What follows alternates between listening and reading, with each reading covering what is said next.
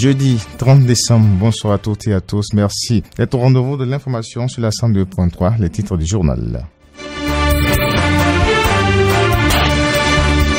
À moins de 4 mois de l'élection présidentielle, la Commission électorale nationale autonome Sénat, organe chargé de l'organisation des élections, a présenté le calendrier électoral. C'était ce mardi devant les institutions. Deux promoteurs de bar en prison arrêtés ce mardi à Calavi sont accusés des faits de pollution sonore dans la cité d'Octoire. Sur le continent, 2 mois après son départ pour l'Allemagne, où il a été traité pour le Covid-19, le président Abdelmadjid Tebboune est rentré en Algérie. Il est apparu mardi au journal de 20h de la chaîne publique algérienne. Voilà pour le sommaire de cette édition. Merci de garder vos positions d'écoute pour les détails. Corneille Haïssé. On ouvre cette édition par le discours du chef de l'État devant les députés. Ce mardi, Patrice Talon est allé à l'essentiel dans son discours sur l'état de la nation. Dans un laps de temps, il a fait le tour d'horizon des réalisations phares de son gouvernement. En d'autres termes, il a présenté la photographie du pays dans les domaines essentiels de la vie. Nous vous proposons de suivre ses propos concernant le bilan dans le domaine éducatif. Patrice Talon, président de la République. Dans le secteur éducatif, notre situation demeure globalement très préoccupante. Même si le taux de scolarisation de nos enfants paraît de plus en plus satisfaisant, la couverture de nos besoins en infrastructure et surtout en enseignants demeure insuffisante à tous les niveaux. Mais notre faiblesse, la plus préoccupante dans ce secteur, si vital pour notre présent et surtout pour notre avenir, est d'ordre structurel. Monsieur le Président, Mesdames et Messieurs les députés, notre système éducatif forme la plupart de nos enfants au chômage et n'offre pas à notre économie la main-d'œuvre qualifiée dont elle a besoin pour se développer et créer de la richesse. Il urge de remédier à cela en remplaçant la majorité de nos établissements secondaires et universitaires actuels par des collèges, des lycées et des écoles supérieures techniques et professionnelles. Cette réforme est déjà engagée, Monsieur le Président.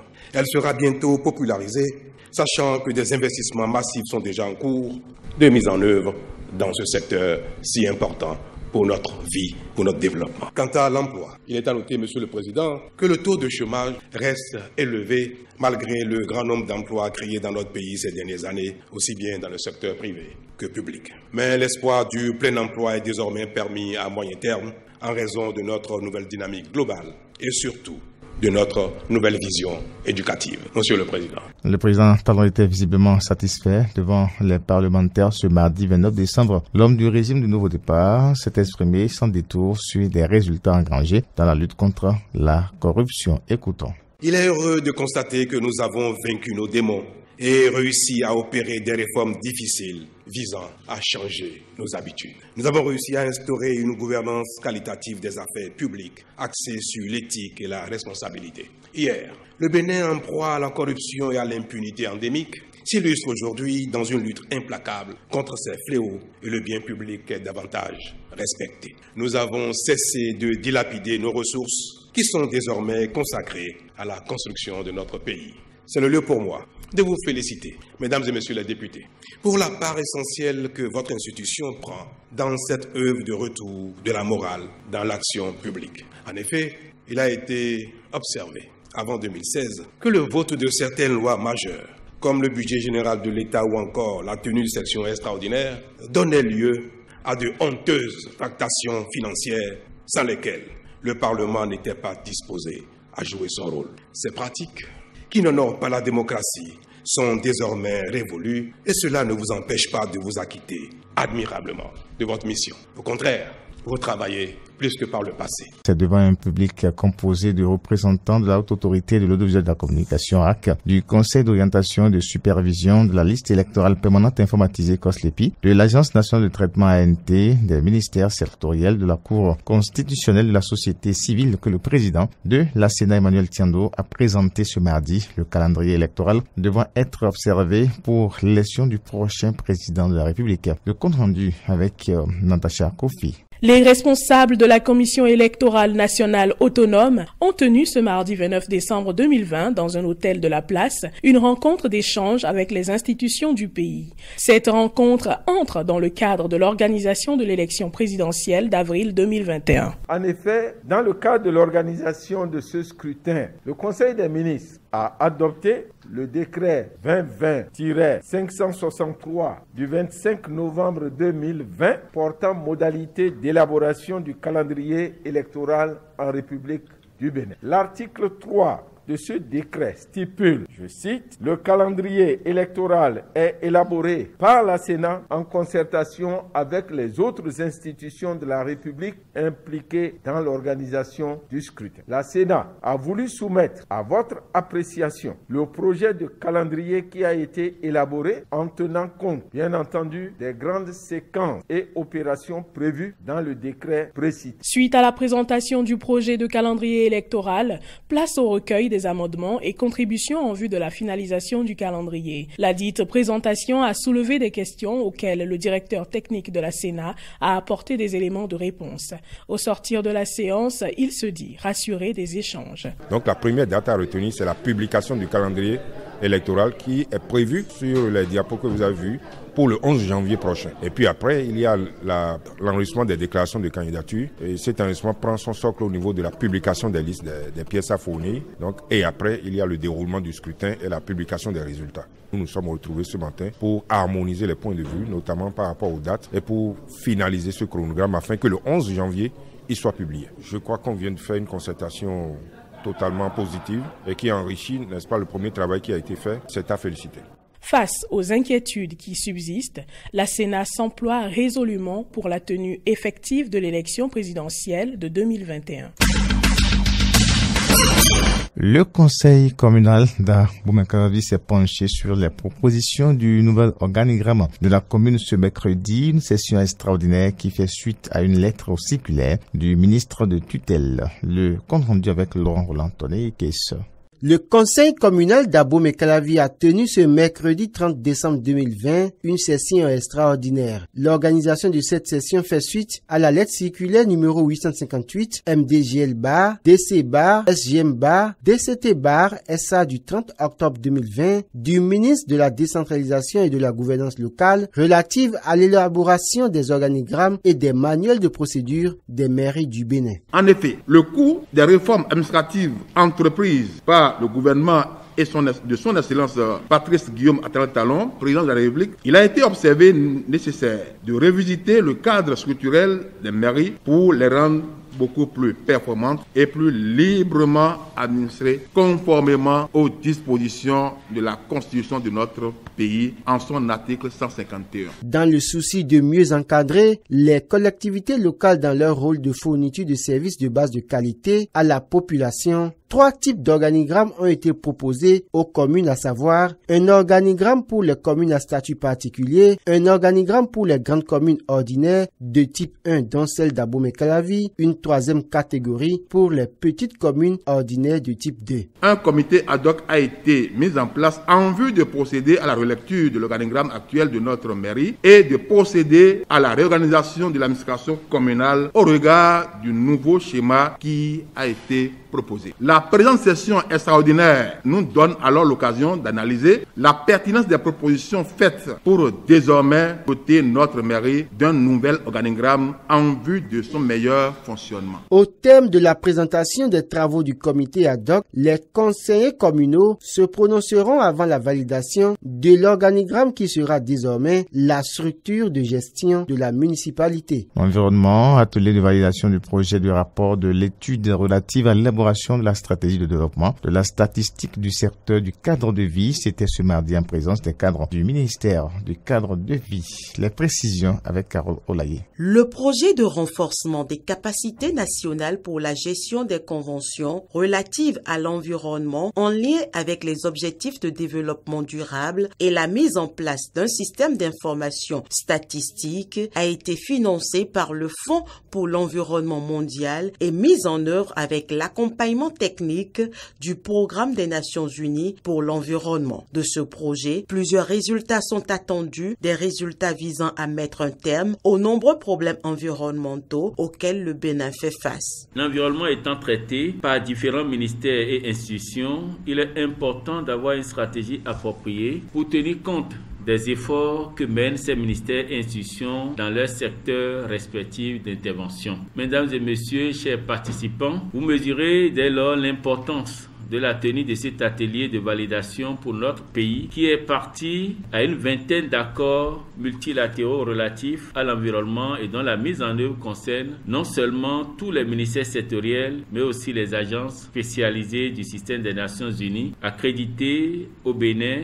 les universités, les centres de recherche et les ONG. Coordonner donc les informations dans tous les sous-secteurs afin d'avoir des données statistiques exactes et fiables, c'est là le principal objectif de ce projet. Pour ce fait, l'élaboration d'une stratégie nationale de développement de la statistique s'impose. De cette stratégie, vous dégagez un plan stratégique de développement de la statistique de votre secteur et vous dégagez les modalités de mise en œuvre de fonctionnement de ce système-là. Voilà, nous sommes à cette étape-là. Mais pour les partenaires technico-financiers, que sont le FEM et le Programme des Nations Unies pour l'environnement, ce qui les intéresse, c'est le plan stratégique sur les questions environnementales, sur les informations environnementales. Et pourquoi? Parce qu'au niveau international, il y a un canevas fixe des normes qu'il faut respecter pour produire l'information environnementale. Comment collecter, traiter, diffuser, avec quel équipement? Il y a plusieurs outils avec lesquels on peut traiter. Et donc, il faut aller vers une sorte de standardisation de la production et de la diffusion de l'information. Ce projet regroupe le Botswana, la Mauritanie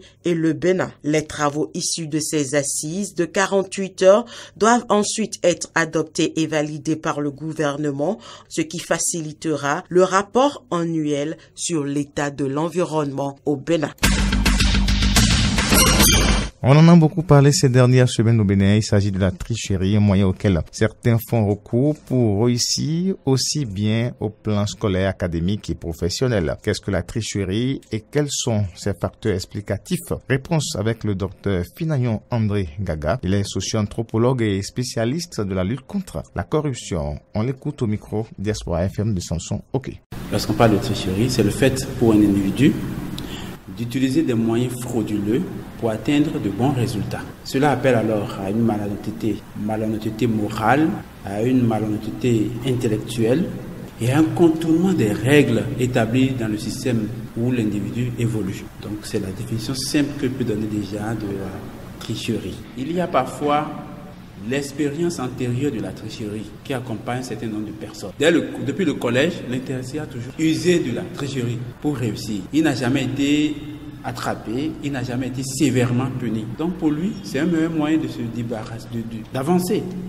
Donc cette expérience antérieure non sanctionnée lui permet de réitérer la même chose, de refaire la même chose et d'avancer. Donc il y a ce facteur-là qui explique le fait qu'on retrouve encore la tricherie au niveau, n'est-ce pas, professionnel. Parfois, il y a aussi le contexte institutionnel qu'il faut mentionner.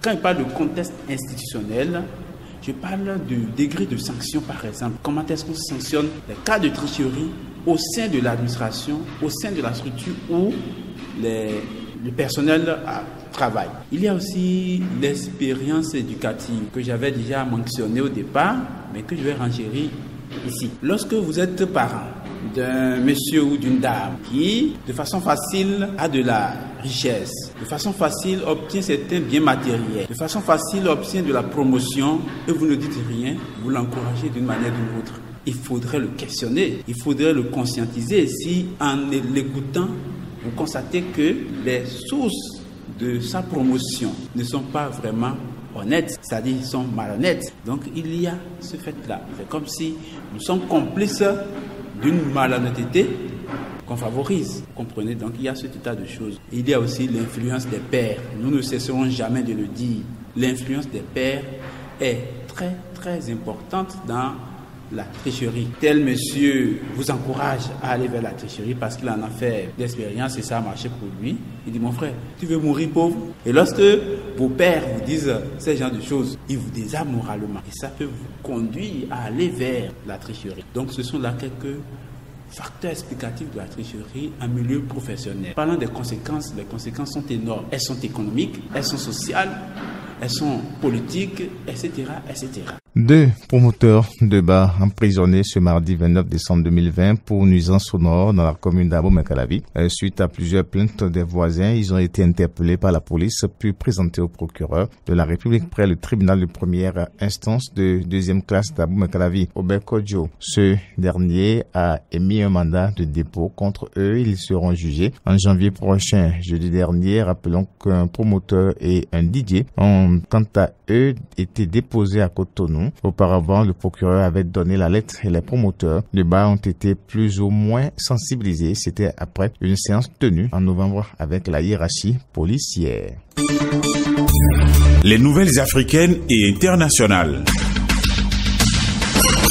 En Côte d'Ivoire, le dialogue politique a rendu son rapport final après une semaine de discussion. Le gouvernement et l'opposition ont pu mettre sur la table leurs points de divergence depuis la crise politique née de la réélection du président Alassane Ouattara à un 3e mandat. Le président algérien Abdelmadjid Tebboune, 75 ans, soignant en Allemagne depuis le 28 octobre après avoir contracté le Covid-19, est apparu dans une vidéo diffusée au journal de 20h de la chaîne publique. C'est difficile d'être loin de son pays et plus difficile encore pour quelqu'un qui a beaucoup de responsabilités, a déclaré le chef de l'État. L'avion présidentiel avait quitté Berlin en milieu d'après-midi pour atterrir à Alger vers 18h heure locale. Apparemment en bonne santé, le président algérien, qui a repris du poids depuis sa dernière apparition télévisée, a laissé entendre qu'il était presque guéri. Il a été accueilli à l'aéroport par plusieurs hauts responsables du pays, dont le premier ministre Abdelaziz Djarad et le chef d'état-major de l'armée, le général Saïd Tengria.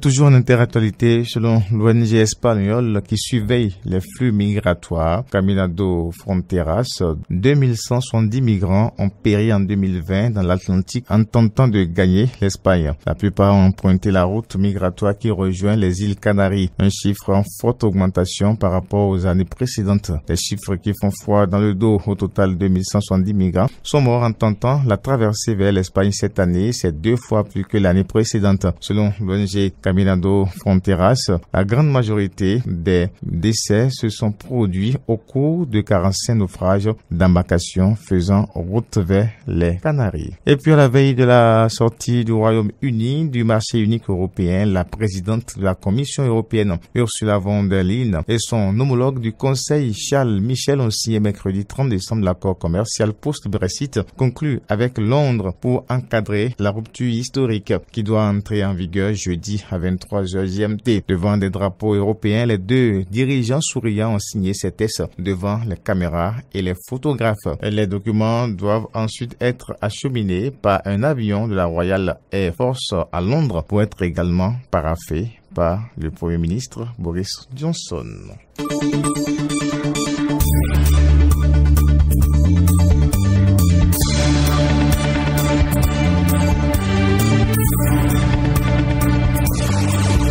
La fin de cette édition, mesdames, messieurs, merci de votre aimable attention. Jeudi 30 décembre 2020, le nouvel an dans quelques heures. Merci de rester avec nous pour les programmes alléchants que Diaspora FM vous offre pour entrer dans cette nouvelle année. Par anticipation, joyeuse fête à toutes et à tous. Au revoir.